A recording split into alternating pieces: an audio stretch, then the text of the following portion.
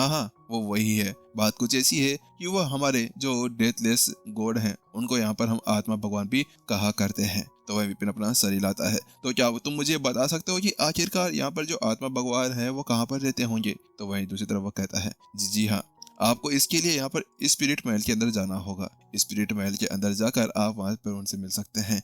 लेकिन यहाँ पर मुझे नहीं लगता कि आप अब तक उसके बारे में कुछ कर सकते हैं, क्योंकि बहुत ज्यादा समय हो गया है। बहुत ज्यादा समय से कोई भी उसके अंदर गया बिल्कुल भी नहीं है। बस अब मुझे इतना ही पता है, इससे ज्यादा कुछ नहीं है। बस मुझे यही पता है, क्योंकि वास्तव में हम लोग अगर सम्राटों के बारे में बात करेंगे तो सम्राट हमारे ऐसे सोच सकते हैं कि भाई तुम्हारे बारे में हम लोग यहाँ पर जासूसी वासूसी कर रहे हैं। इस समय गार्डन उसके बारे में सब कुछ बताना चाह रहा था, क्योंकि सामने वाला बंदा बाहर से आया हुआ था। तो वह सोच रहा था कि फालतू में क्या मतलब है वहां जाकर, क्या पता सम्राट के ऊपर जाकर बोल दे, ए भाई सम्राट से मिलना है मुझे, मैं उसका रिश्तेदार हूँ। क्या पता है कोई बंदे ऐसे भी होते हैं सर किए हुए। वैसे विपिन का तो सभी को पता है कि क्या ही हो सकता है। तो उसके साथ में वो कहता है, क्या आपको और कुछ पता है? तो वहीं दूसरी तरफ वो कहता है, इसके बारे में तो आपको अंदर जाकर ही पता चलेगा कि आत्मा भगवान कहाँ है कहाँ नहीं है, और इसके अलावा वहां से मिलने के लिए क्या ही कर सकते हैं। आप मार्केट के अंदर चली जाइए, मार्केट के अंदर आपको यहाँ तक जो ब्यूटी पेल है वो भी मिल सकती है, और जो अभी चर्चे के अंदर भी जा रही है, और उसी के बारे में मैं आपको बताना चाहता हूँ। फिर विपिन इसके बाद में उससे विदा ले लेता है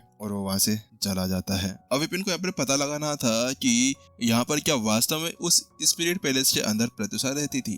प्रत्युषा के लिए तो आखिरकार वो वहां पर आया था। अब तो वहां जाकर ही पता चलेगा कि वो वहां पर है या नहीं। लेकिन अब वहां जाने के लिए भी उसको कोई लंबा रास्ता चूज करना होगा, क्योंकि बिना लंबे रास्ते के तो इसकी यहाँ पर लंका लग जानी है, और आखिरकार यहाँ पर और कुछ नहीं हो सकता है। बात अब ऐसी कुछ हो चुकी थी कि जिसके बाद में वो बिना कुछ करे ऐसा आगे नहीं बढ़ सकता था। क्या मुझे यहाँ पर एक गॉड किंग का रूप ले लेना चाहिए? ना ना भाई ना, अगर मैंने गॉड किंग का रूप ले लिया तो उसके साथ में तो डॉग किंग बन जाएगा। अगर किसी को पता चल गया कि भाई ये बंदा कोई गॉड किंग नहीं है, कोई ऐसे पालतू जानवर आ गया है यहाँ पर उठकर, तो उसके बाद में उसका क्या हाल हो सकता है? ना भाई ना, ऐसे दुश्मन यहाँ पर मेरे पीछे पड़ जाएंगे तो हाथ धोकर। पता नहीं यहाँ पर कौन कभी यहाँ पर आ जाए, सम्राट मेरे सामने आकर खड़े हो जाए। पिछली बार तो चलो ठीक है, क्योंकि कबीले के अंदर उसने सम्राट की प्रतिष्ठा का यूज कर लिया था, जिसकी वजह से सारा काम वहां पर हो चुका था। लेकिन यहाँ पर ना भाई, ऐसा करना बिल्कुल अपने पैरों के ऊपर जोरदार हथौड़ा मार देना जैसा हो जाएगा। आखिरकार मेरे को अपने पैर को ठीक ही रखना है। क्या पता प्रत्युषा गए कि भाई चपटे अंगूठे वाले भग जाए यहाँ से, तेरा तो अंगूठा यहाँ पर चपटा हो रखा है। लेकिन विपिन के दिमाग के अंदर बहुत से सवाल जवाब भी चल रहे थे।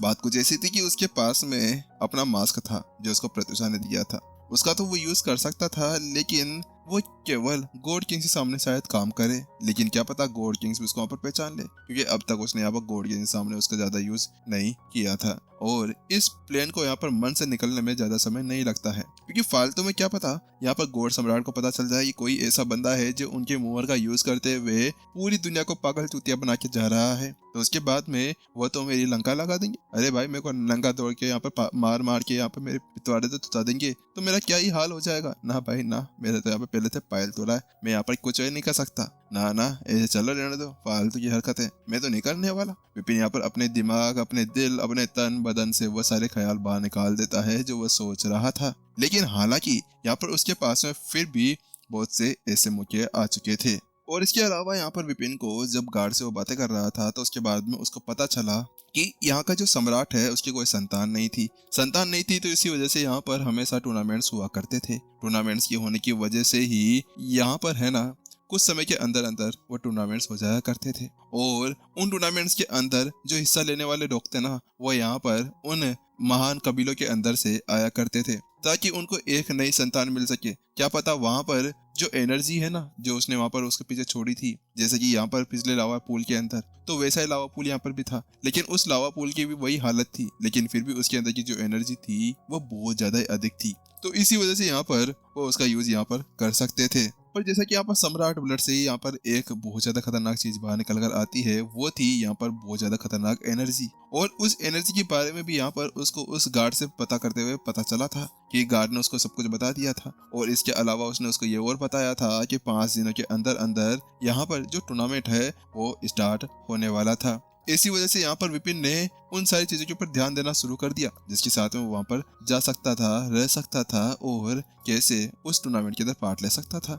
लेकिन अब इसके लिए उसको कबीले के अंदर घुसना होगा, और कबीले के अंदर घुसने का एक तरीका था कि वहीं किसी के एक रूप को ले लिया जाए। लेकिन अब किसके रूप को ले? उसके पास में कोई तरीका नहीं था कि आखिरकार वो जानता ही नहीं था किसी को, तो वो कैसे यहाँ पर किसी का रूप ले सकता था। क्या पता किसी को पता चल जाए कि भाई ये तो घुसपैठिया है, अरे इसका दो यहाँ पर लगा के पटा कर। यहाँ पर ऐसा कैसे हो सकता था। आखिरकार वहां पर विपिन एक काम करना पड़ेगा, तेरे को वहीं जाकर कुछ करना होगा। लगता है कि यहाँ पर कोई ऐसे बंदे का रूप तेरे को लेना होगा, जैसा कि यहाँ पर सभी को बुलाया जा रहा है वापस, क्योंकि अब टैलेंट यहाँ पर चैलेंजेस स्टार्ट होने वाले हैं, तो उसके साथ में सभी को बुलाना तो होगा और विपिन को अब उन्हीं का कोई रूप लेना होगा। लेकिन उनमें से बहुत से ऐसे लड़ाकू थे कि जो शायद यहाँ पर अपने मिशन से वापस ना आए हो, शायद यहाँ पर वो मर गए हो या फिर वो गुमशुदा हो गए हो। अगर वो गुमशुदा हो गए हैं तो उनका वो यूज कर सकता था। चल छोड़, वहीं जाकर पता चलेगा कि आखिरकार तेरे को यहाँ पर क्या करना चाहिए। लेकिन कौन से कबीले के अंदर? सबसे पहले वाले कबीले के अंदर चलते हैं, इन्फर्नो कबीले के अंदर। विपिन इतना सोचता है और जल्द ही इन्फर्नो कबीले की तरफ बढ़ना शुरू कर देता है। जल्द ही यहाँ पर वो पूछते ताछते आखिरकार उस जगह पर पहुंच जाता है जहाँ पर इन्फर्नो कबीला था। उस जगह पर जैसे वो गया तो आसपास के अंदर बहुत ज्यादा ही खतरनाक तरीके से गर्मी थी। ऐसा लग रहा था कि अगर कोई और आसपास में भी आ जाए ना तो वो ऐसा कह रही थी, आ बेटे आ, मैं तेरा यहाँ पर चमड़ी बनाकर चमड़े को रबड़ बना दूं और रबड़ को यहाँ पर दब्बड़ बनाकर टायर बनाकर यूज कर लूं। आखिरकार वह सारी चीजें ऐसे ही उसके साथ में हो रही थी। मानना पड़ेगा बहुत ज्यादा गर्मी है यहाँ पर, लेकिन वो तो अच्छी बात है कि मैंने अपने शरीर को संयमित कर लिया, तो इसी वजह से यहाँ पर मेरे लिए इसका यूज करना इतना ज्यादा मुश्किल बिल्कुल भी नहीं हो रहा है।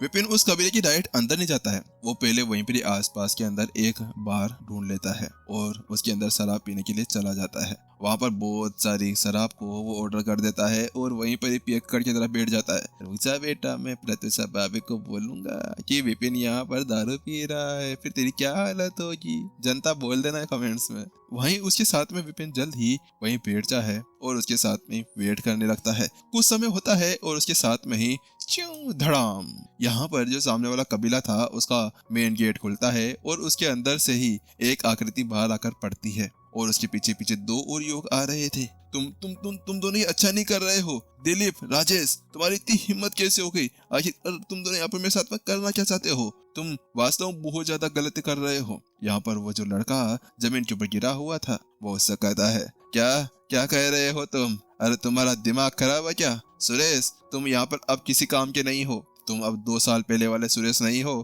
तुम अब कचरा पट्टी वाले सुरेश हो। आखिरकार तुम्हारी इतनी हिम्मत कैसे हो गई कि तुम यहाँ पर हमसे इस तरह से बात कर सको? हाँ, हम तुम्हारे सीनियर और तुम अब हमारे किसी काम के नहीं हो। कचरा हो तुम, कचरा। तुम्हारे अंदर से कुछ भी एनर्जी नहीं रही है। नल्ला कहीं का, भाग जा यहाँ से, वरना है ना कोई तेरे को उठाकर बाहर ही फेंक देगा। दिलीप और राजेंद्र जो वहां पर आए थे उस लड़के को बहुत बुरी तरह से प्रताड़ित कर रहे थे। बेचारा सुरेश, आखिरकार क्या जिंदगी थी इसकी। 2 साल पहले लड़कियां थी, लड़के थे, सब उसके पीछे पड़ा रहते थे। कोई लड़के तो यहाँ पर उसकी दोस्ती करना चाहते थे तो लड़कियां यहाँ पर उसके साथ में मजे। आखिरकार यहाँ पर क्या जिंदगी थी, लेकिन बेचारे की जिंदगी खराब हो गई। 2 साल पहले इसके साथ पता नहीं ऐसा क्या हो गया कि इसकी पूरी एनर्जी यहाँ पर सूख गई थी। हे भगवान, आखिरकार ये हो क्या रहा है बेचारे सुरेश के साथ में। सुरेश तो इतना अच्छा लड़का था, लेकिन अब इसकी जिंदगी झंड हो चुकी है। इस जगह पर भीड़ के अंदर बातें होना शुरू हो गई थी। भीड़ पूरी तरह से कमजोर सुरेश को देखे जा रही थी। कमजोर सुरेश यहाँ पर जमीन के ऊपर ऐसे पड़ा था, हाय भैया मैं तो मर गई, इस तरह से वह हरकतें कर रहा था। आखिरकार यहाँ पर उसके साथ में कुछ हो ही ऐसा रहा था। उस बेचारी की तो जिंदगी झंड हो चुकी थी। आखिरकार 2 साल पहले पता नहीं ऐसा क्या हुआ जिसके बारे में वो सभी बातें कर रहे थे और विपिन भी उन सभी की बातें सुनते हुए यहाँ पर अपना सर हिलाने लगता है, क्योंकि उन सभी की बातें समझकर यहाँ पर वह एक बात समझ गया था कि एक समय ऐसा था जब सुरेश सबसे ज्यादा पावरफुल था, उसकी रक्त रेखा भी बहुत ज्यादा शुद्ध थी, लेकिन अचानक से ऐसा कुछ हुआ जिसकी वजह से उसकी एनर्जी दब गई और उसकी एनर्जी गायब सी हो गई थी। उसके बाद में उसकी जो साधना थी वो रुक सी गई। वो उच्च चंबल के ऊपर था, लेकिन अब धीरे धीरे करते हुए जो उसकी एनर्जी थी वो धीरे धीरे नीचे की तरफ जाने लगी और इसी वजह से अब यहाँ पर जब वह ताकतवर था तो उसके बाद में उसकी शीर्ष स्थान था, लेकिन धीरे धीरे जब उसके बारे में पता चला कि वो बंदा अब नल्ला हो गया है और ठल्ला होकर ठुल्ला ठुल्ला कर रहा है, तो उसके साथ में उसको वहां से बाहर निकाल दिया गया था। यानी कि ऐसा जैसे कि बीमार इंसान को बाहर धक्के मारकर निकाल देना, इसी तरह से वो लोग यहाँ पर कर रहे थे। बेचारा सुरेश, आखिरकार यहाँ पर दुनिया ऐसी ही है, हमेशा ऐसे ही करती है। आखिरकार सुरेश के साथ में ज्यादा अच्छा नहीं हुआ है। विपिन को उसके ऊपर बड़ा दुख हो रहा था, क्योंकि वास्तव में सुरेश की हालत देखकर उसको अपनी कुछ यह बातें याद आने लगती है। जब वो करीमनगर के अंदर था तो उस समय भी उसकी यहाँ पर कोई कदर नहीं थी, जब वो बहुत ज्यादा ही कमजोर था। लेकिन जब वो ताकतवर बना तो उसके साथ में अब वहाँ के सभी उसके पीछे पड़कर रखते हैं। विपिन अब उसको देखने लगता है, ये आखिरकार इसके अंदर हुआ क्या होगा, ऐसी क्या बात है जिसकी वजह से सुरेश की सारी एनर्जी बाहर निकल गई और वो अब यहाँ पर इस तरह से हालत हो गई है। अब ऐसा लग रहा है कि वो जल्द ही उच्च लेवल से नीचे की तरफ गिरते जाएगा। इतना सोचते हुए विपिन जल्दी से अपनी आई ऑफ इनसाइट का यूज करता है और उसके ऊपर अपनी आई ऑफ इनसाइट को लगा देता है। लेकिन कुछ ही समय बाद में, हाँ ये क्या, किलिंग एनर्जी। अच्छा सही बात है सुरेश, तुमने अपनी एनर्जी को दबाने को तो बहुत ज्यादा कोशिश की है, लेकिन तुम्हें क्या पता मेरे पास में आई ऑफ इनसाइट है। विपिन जैसे उसको देखता है तो वो एक ही बार के अंदर बता सकता था कि वो बंदा है ना यहाँ पर अभी अपनी एनर्जी का यानी किलिंग एनर्जी का यूज कर रहा था। लेकिन ये किलिंग एनर्जी वैसी नहीं थी जैसे ईशान के पास में थी जब वो यहाँ पर युद्ध के क्षेत्र के अंदर से आया करता था और उसके अंदर हुआ करती थी। लेकिन ये जो एनर्जी थी वह बिल्कुल यहाँ पर राक्षसों की एनर्जी से मेलजोल कर रही थी। दिलचस्प। आखिरकार वास्तव में यहाँ पर इसके अंदर कुछ ना कुछ खास बात तो है ही।